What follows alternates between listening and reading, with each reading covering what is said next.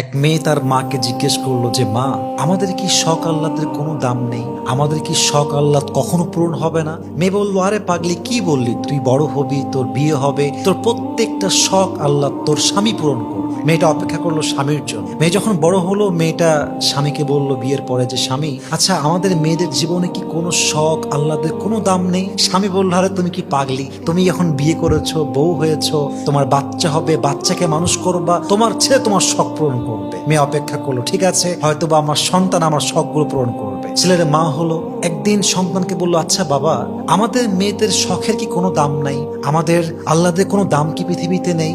সন্তান বলছে, মা তোমার কি মাথা খারাপ? তোমার বয়স হয়ে গিয়েছে, তোমার এক পা কবরে ঢুকে গিয়েছে, তুমি এখন আল্লাহ বিল্লাহ করবা, কবরের ফিকির করবা। তখন মেয়েটা বুঝতে পারলো যে আসলে পৃথিবীতে নারীদের শখ বলতে কিছু নেই। পৃথিবীটা নারীদের আহ্লাদ পূরণের জায়গা নয়। নারীদের প্রথম এবং শেষ ঘর কবর ছাড়া আর কিছুই হতে পারে না। ঠিক কিনা বলেন?